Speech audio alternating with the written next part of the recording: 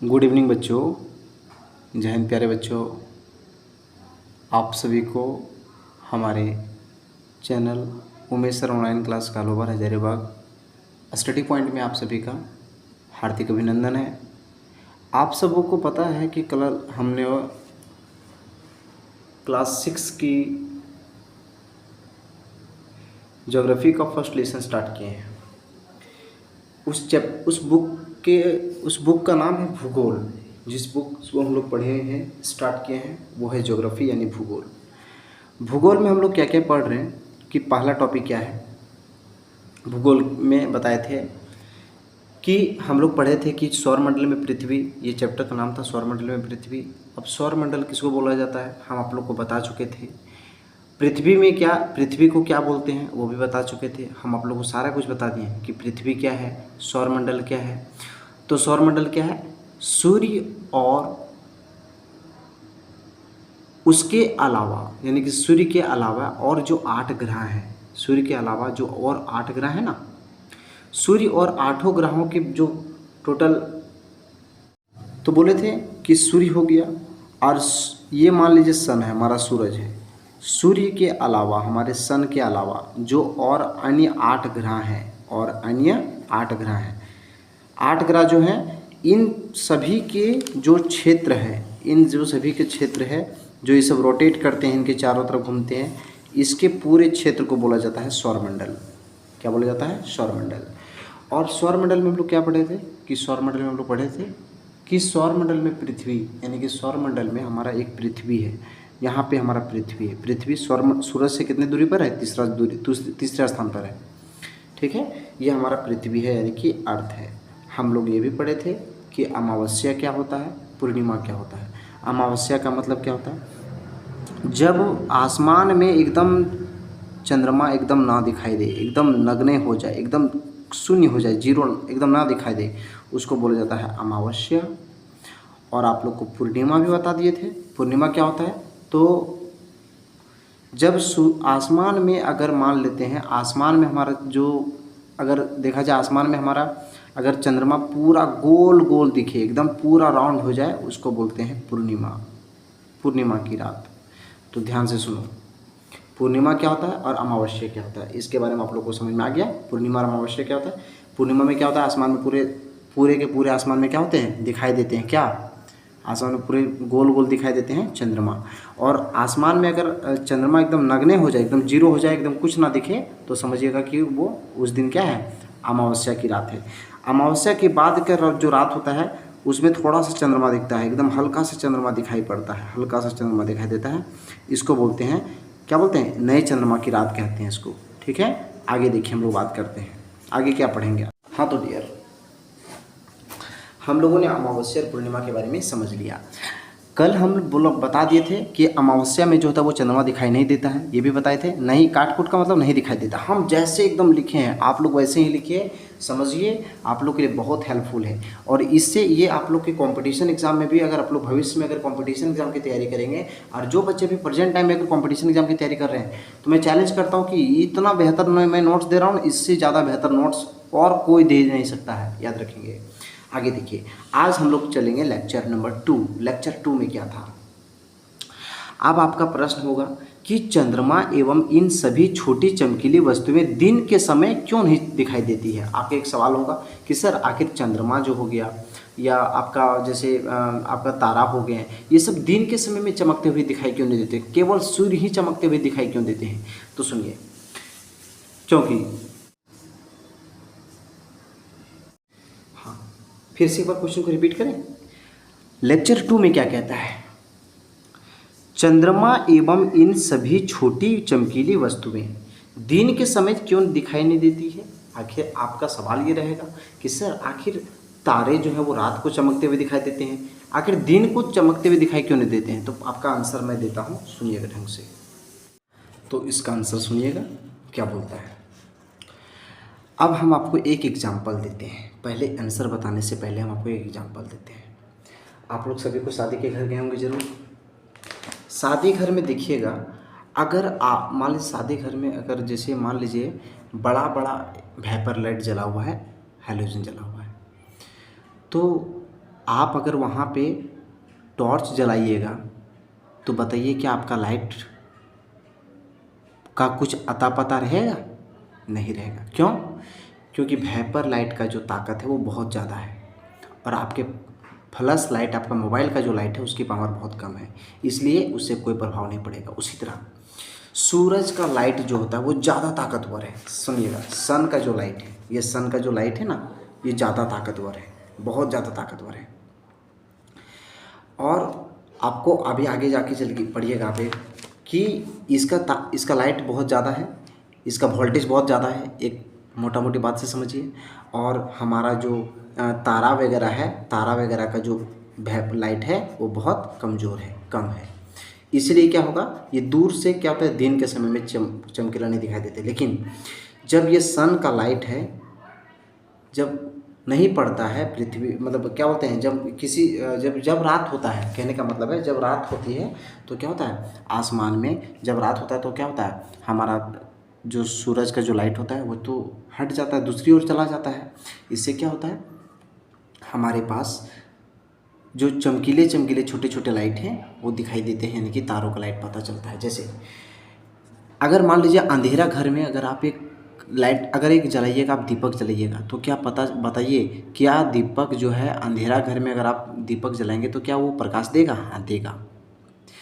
लेकिन क्या अगर उजाला के घर में, जैसे दिन के समय में अगर दीपक जलाएंगे तो क्या वो उजाला देगा? नहीं देगा, क्योंकि जो सन का लाइट है वो ज़्यादा ताकतवर है, ज़्यादा पावरफुल है। इसीलिए तो क्या बोलते हैं, सुनिएगा, एक लेक्चर, एक बहुत अच्छा माध्यम है। क्योंकि सूर्य के अत्यधिक तेज प्रकाश के कारण, मतलब सूर्य का जो प्रकाश है वो अत्यधिक तेज होता है, इसलिए क्या होता है, रात के समय चमकने वाले वस्तुएं दिन में नहीं दिखाई देती है। क्योंकि सूर्य का जो अत्यधिक तेज प्रकाश के कारण, मतलब सूर्य का जो अत्यधिक तेज प्रकाश है ना, उसके कारण रात में जो चमकने वाला वस्तु होता है, मतलब रात के समय जो चमकने वाला वस्तु होता है वो दिन में दिखाई नहीं पड़ता, क्योंकि दिन में क्या होता है, सूर्य का रोशनी मौजूद होता है। परंतु मतलब लेकिन रात्रि के समय सूर्य की प्रकाश किसी दूसरे ग्रहों की ओर हो जाती है। मतलब जो रात के समय क्या होता है, सूर्य का जो प्रकाश होता है ना वो दूसरी ओर हो जाता है, दूसरी ओर हो जाता है। इसलिए क्या होता है, इसलिए रात्रि के समय सूर्य का प्रकाश अनुपस्थित रहता है। अब देखिए, जब सूर्य का प्रकाश दूसरी तरफ चला जाएगा तो क्या होगा, तब क्या होगा, हमारे जो हमारे तारे हैं उनका लाइट आसानी से हमारे पास आ जाएगा। जब सूर्य की लाइट दूसरी ओर चला जाएगा तो रात हो जाएगी, और रात होगा तो कम रोशनी वाले भी चीज़ भी टिमटिमाते हुए दिखाई देंगे, है ना। क्या बोलते हैं, इसलिए रात्रि के समय सूर्य की प्रकाश अनुपस्थित रहती है। और क्या होता है, रात के समय जो होता है वो सूर्य के प्रकाश अनुपस्थित रहता है, मतलब सूर्य का प्रकाश नहीं पाया जाता है। एवं, है ना, तारे एवं चंद्रमा चमकते प्रतीत होते हैं। इसलिए क्या होता है, चंद्रमा और तारे जो है वो चमकते हुए दिखाई देते हैं। अब आपको एक नया चीज़ दिखने को मिलेगा, उसका नाम है खगोलीय पिंड। याद रखेंगे, खगोलीय पिंड किसको कहते हैं डियर? खगोलीय पिंड, सूर्य हो गया, चंद्रमा हो गया, सुनिएगा, सूरज हो गया, सूरज को जानते हैं ना, सूर्य हो गया, चंद्रमा हो गया, तथा वे सभी वस्तुएं जो रात के समय आसमान में चमकती है वे खगोलीय पिंड कहलाती है। फिर से मैं पूछ रहा हूँ, रात के समय क्या सूर्य को आप जानते हैं? सूर्य हालांकि दिन में चमकता है, चंद्रमा भी चमकीला, चंद्रमा भी दिखाई देता है रात के समय में, ये दिन में दिखाई देता है। तो सूरज हो गया, चंद्रमा हो गया, तारे हो गए, या और बहुत सारे उल्का पिंड जो रात के समय आसमान में चमकते हुए दिखाई देते हैं ना, उसको बोलते हैं खगोलीय पिंड। छोटा भाषा में क्या बोलेंगे, आसमान में आप एक ठेठ भाषा में याद करें तरीका कौन सी है बाबू, आसमान में रात्रि के समय चमकने वाले खगोलीय पिंड, है ना, देखो क्या बोलते हैं, आसमान में रात्रि के समय चमकने वाले को खगोलीय पिंड कहा जाता है। तो सूरज भी तुम्हारा खगोलीय पिंड है। क्यों? क्योंकि सूर्य भी क्या है, वो चमकते हुए प्रतीत होता है। अब हम आपको आगे बताते हैं, 5th नंबर देखिए, हम आपको 5th पेज बताते हैं। अब हमारा 5th पेज में क्या था, खगोलीय पिंड समझ में आ गया। अब हम आपको खगोलीय पिंड बताइए, क्या सूरज एक खगोलीय पिंड है? हाँ है। क्या तारा एक खगोलीय पिंड है? हाँ, तारा भी खगोलीय पिंड है, क्योंकि वो चमकते हुए दिखाई देते हैं। आप कभी देखिएगा आसमान में रात के समय कुछ एकदम गर्म है ना, गर्म एकदम लगता है कि तारा गिर रहा है, गर्म तारा गिर रहा है, ऐसा लगता है। उसको बोलते हैं उल्का पिंड। याद रखेंगे, क्या बोलेंगे उसको? उल्का पिंड। अब देखिए आसान भाषा में आगे चलते हैं। ग्रहों के समूह को, देखो ग्रह के समूह को, जब ग्रहों के समूह को क्या बोलते हैं? देखो ग्रहों के समूह को प्रकाश देता है। देखिए अब बताइए, ये पूरे ग्रह हमारे पास कितने थे? हम आप लोग को सारे कुछ बताए कि ग्रह कितने होते हैं। ग्रह टोटल 8 होते हैं। अब 8 ग्रह में से सूरज क्या करता है? सभी को लाइट देने का काम करता है। देखिए ये हमारा सूरज है ना, सूरज क्या करता है? ये सभी ग्रहों को लाइट देता है। सूरज क्या करता है? ये सभी ग्रहों को क्या करता है? लाइट देता है, क्योंकि सभी इसके चारों तरफ घूमते हैं, तो सभी को लाइट देने का काम करता है कौन? सूरज। कौन करता है? सूरज। याद रखेंगे। आगे देखिए, तो क्या बोलता है? ग्रहों के समूह को प्रकाश देता है कौन? तारा। फिर से पूछ रहा हूँ, बताइए ग्रहों के समूह को, मतलब पूरे के पूरे ग्रह को कौन काम करता है? क्या बोलते हैं? रोशनी देने का काम कौन करता है? तारा करता है। अरे बाबा, अब तारा कौन है? तो तारा तुम्हारा सूर्य भी एक तरह का तारा है। बोलिए, एग्जाम में पूछता है कि क्या सूर्य एक तारा है? तो आप क्या बोलेंगे? हाँ, सूर्य एक तारा है। ठीक है, आगे देखिए। तारों के समूह को क्या कहते हैं? तारों के समूह जब मिलते हैं, मतलब बहुत सारे तारे मिलते हैं, तो बनता है आकाशगंगा। क्या बनता है? आकाशगंगा। और आकाशगंगा होता है जब आकाशगंगा बहुत सारे करोड़ों अरबों कहते हैं करोड़ों करोड़ अगर आकाशगंगा मिलता है, तब क्या बनता है? ब्रह्मांड बनता है। क्या बनता है? ब्रह्मांड बनता है। अब तुमको एक नया चीज़ यहाँ दिखा, तारा। बताइए सूर्य क्या है? एक तरह का तारा है। बताइए तारा किसको बोलते हैं? कुछ खगोलीय पिंड बड़े आकार वाले तथा गर्म होते हैं। जितने भी खगोलीय पिंड है, खगोलीय पिंड किसको बोलते हैं? अभी हम आपको बताएं, खगोलीय पिंड किसको बोलेंगे? कि वे वस्तु में जो रात्रि के समय है ना, वे वस्तु में जो आसमान में चमकते हुए प्रतीत होते हैं, उसे खगोलीय पिंड कहते हैं। जैसे सूरज हो गया, चंद्रमा हो गया, तारा हो गया, है ना, ये सब क्या है? हमारा क्या है? हमारा खगोलीय पिंड है। और पता है हम आपको क्या बोले? आसमान में जो गोल गोल गिरता है नीचे ना, देखिएगा गोल बहुत बड़ा एकदम लगता है तारा गिर रहा है नीचे, जमीन में गिरता है, उसको क्या बोलते हैं? उल्का पिंड। क्या बोलते हैं उसको? उल्का पिंड। आगे देखिए, कुछ खगोलीय पिंड बड़े आकार वाले तथा गर्म होते हैं, ये गैसों से बने होते हैं। बताइए कुछ खगोलीय पिंड जो होते हैं वो किससे बने होते हैं? तो गर्म होते हैं और वो गैसों से बने होते हैं। इनके पास अपनी ऊष्मा एवं प्रकाश होता है, और इनके पास क्या होता है? स्वयं का ऊष्मा होता है और स्वयं का प्रकाश होता है। बताओ स्वयं के पास ऊष्मा और प्रकाश किसके पास होता है? तारों के पास, जिसे वे बहुत बड़ी मात्रा में उत्सर्जित करते हैं। वो बहुत मात्रा में उत्सर्जित करता है। इन खगोलीय पिंड को तारा कहते हैं। अब हम एक एग्जाम्पल समझाते हैं। बताइए बच्चा, अगर मान लीजिए एक एग्जाम्पल हम आपको समझाते हैं। यहाँ कोई व्यक्ति खड़ा है, समझिएगा, यहाँ कोई व्यक्ति यहाँ खड़ा है, ठीक है, यहाँ कोई व्यक्ति है, और एक यहाँ व्यक्ति है, ठीक है, और यहाँ पे एक हाइलोजन जला हुआ है, यानी एक लाइट जला हुआ है यहाँ पे। सवाल समझिएगा,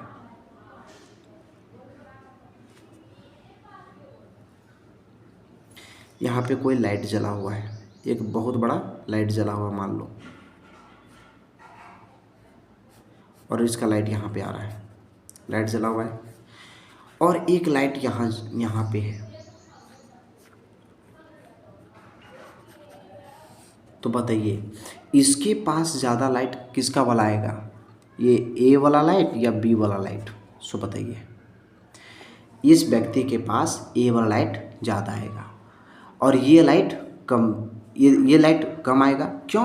क्योंकि पता है ये ए लाइट जो है ना वो इस व्यक्ति से सामने है, और ये बी लाइट जो है ना वो इस व्यक्ति से दूर है, इसलिए इसका लाइट यहाँ कम आएगा। उसी तरह सूरज हमारा यहाँ है, ठीक है, और तारे वगैरह इतना दूर दूर में है तारे वगैरह, इसलिए क्या होता है तारे हमें छोटे छोटे दिखाई देते हैं। और देखिए ये सूरज जितना बड़ा है ना उससे भी बड़ा बड़ा तारे हैं, लेकिन ये छोटे इसलिए दिखाई देते हैं क्योंकि ये हमसे बहुत दूर हैं।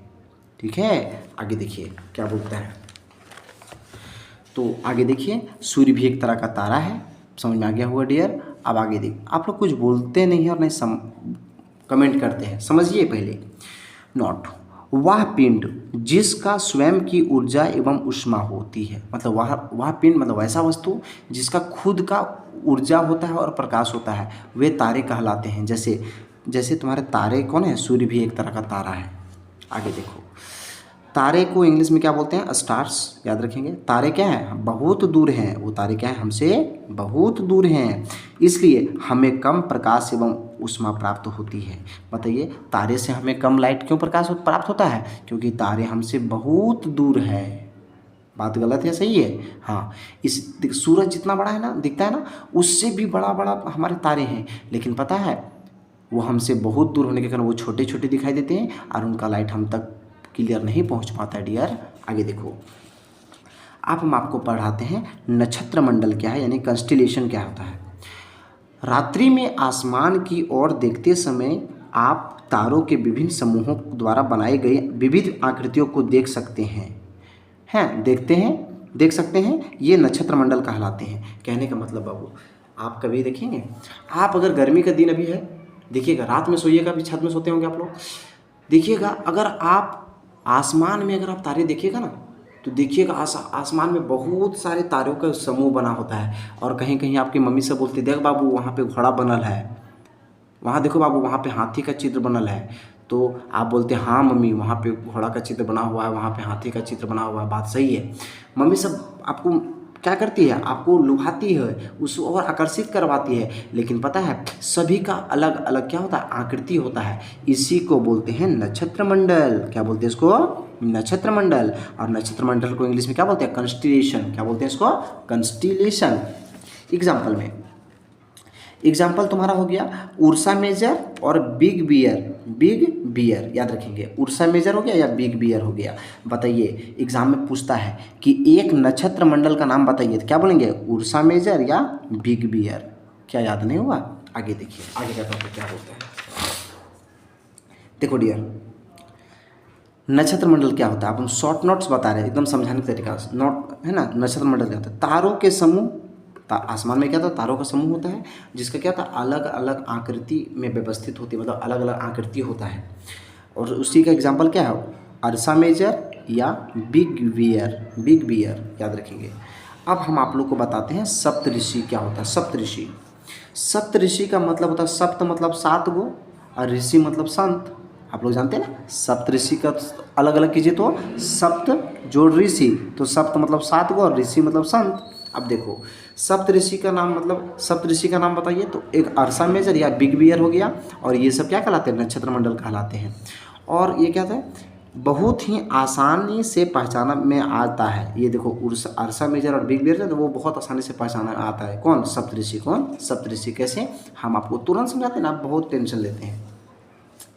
ऋषि मतलब क्या होता है, 7 तारों का समूह है, मतलब 7 तारों का समूह है। कौन, सप्तऋषि। फिर से पूछ रहे हैं, सप्तऋषि क्या है, 7 तारों का समूह है, जो अर्सा मेजर या बिग बियर का एक भाग है, अब हम आपको एग्जाम्पल समझाते हैं, सभी को समझिएगा बात को। पहले डियर, आप कभी देखेंगे आसमान में इस तरह का आपको शेप दिखाई देगा, याद रखेंगे, ठीक है, इस तरह का शेप दिखाई देगा। चलो, इस तरह का शेप दिखाई देगा, 1 2 3 4 5 6 7 हो गया ना, 7। पता, इसको मत भूलिएगा प्लीज़, बहुत अच्छा बात बता रहे, एकदम ध्यान दीजिए। यहाँ पे 7 गो आपका तारे होते हैं इस तरह से। और पता है ये कैसा शेप बनाता है, ये 2 का शेप बनाता है, 2 का शेप, देखो 2 का बना शेप ना। और पता है डॉल, इसी को यहाँ पे जो तारा होता है ना, इसी को बोलते हैं ध्रुव का तारा, याद रखेंगे, ध्रुव तारा, इसको बोला जाता है ध्रुव तारा, ध्यान रखेंगे, ध्रुव तारा। इसी को पहले ज़माने में ध्रुव तारा को पहचाना जाता था, ध्रुव तारा को। आगे जाके भी हम पढ़ाएंगे इसी तरह। ये 7 तारों का समूह है, 7 तारों का समूह, 1 2 3 4 5 6 7 है ना। और ये लास्ट वाला जो तारा होता है उसी को बोलते हैं ध्रुव तारा, ध्यान रखेंगे। अब देखिए डियर, हम समझाते हैं आगे क्या बोलता है। प्राचीन समय में लोग रात्रि में दिशा का निर्धारण तारों की सहायता से करते थे। यहाँ पे बीच में यहाँ पे निर्धारण भर दीजिएगा, ठीक है। प्राचीन समय में मतलब पुराने ज़माने में क्या होता था, लोग रात्रि का दिशा का निर्धारण जो होता था ना, वो तारों की सहायता से करते थे। और दूसरी बात क्या था, उत्तरी तारा उत्तर दिशा को बताता है। उत्तरी तारा मतलब जो ध्रुव तारा नहीं बताया भैया, ध्रुव जो लास्ट में बना था वो क्या है, उत्तर दिशा को बताता है। इसे ही ध्रुव तारा यानी पोलर स्टार कहा जाता है। और इसकी विशेषता क्या होती है, मतलब ध्रुव तारा की विशेषता क्या होती है, यह आसमान में एक ही दिशा में होता है, मतलब यह आसमान में एकदम एक ही दिशा में होता है, मतलब यह आसमान में कहीं नहीं, बस उत्तर दिशा में ही होगा। इसकी पहचान कैसे करेंगे, इसकी पहचान हम सप्तऋषि की सहायता से ध्रुव तारा को स्थिति जान सकते हैं। हम सप्तऋषि मतलब समझ में आया, ये वाला ऋषि नहीं बताया सप्तऋषि कि ये सर 7 को तारे इस तरह से ऋषि बनेंगे, और ये लास्ट वाले जो तारा होता है उसको बोलते हैं ध्रुव तारा बोलते हैं। आगे में क्या बोलता है, यदि सप्तऋषि मंडल के संकेतक तारों को आपस में मिलाते हुए एक काल्पनिक रेखा खींचे जाए तो उसे आगे की ओर बढ़ाया जाए तो हमें ध्रुव तारा की ओर इंगित करता है। ये अगर हम इसको आगे खींचते हैं ना, अगर इसके ऊपर लाइन खींचते हैं ना, ये हमें ध्रुव तारा को बताता है, लास्ट वाला पोजीशन। ठीक है, तो आज हम आप लोगों को यहीं तक बताएंगे। ठीक है, कल हम आप लोगों को और आगे बताएंगे। देखिए डियर, अगर आप लोगों को यहाँ तक समझने में किसी भी तरह का डाउट है तो कृपया करके कमेंट कीजिए। और अगर आपको अच्छा लगा ये वीडियो, अगर आपको लगता है कि हाँ बहुत अच्छा पढ़ाई हो रहा है, बहुत अच्छा समझ में आ रहा है, तो कृपया करके आप कमेंट में जा करके बताइए कि मुझे बहुत अच्छा लगा सर। आप कमेंट लिखिए कि हाँ सर मुझे बहुत अच्छा लगा, या थैंक यू सर, है ना, इस तरह से बताइए। बस आज हम आप लोगों को यहीं तक बताएंगे, नेक्स्ट डे आगे आप लोग को चलेंगे। थैंक यू वेरी मच, जय हिंद।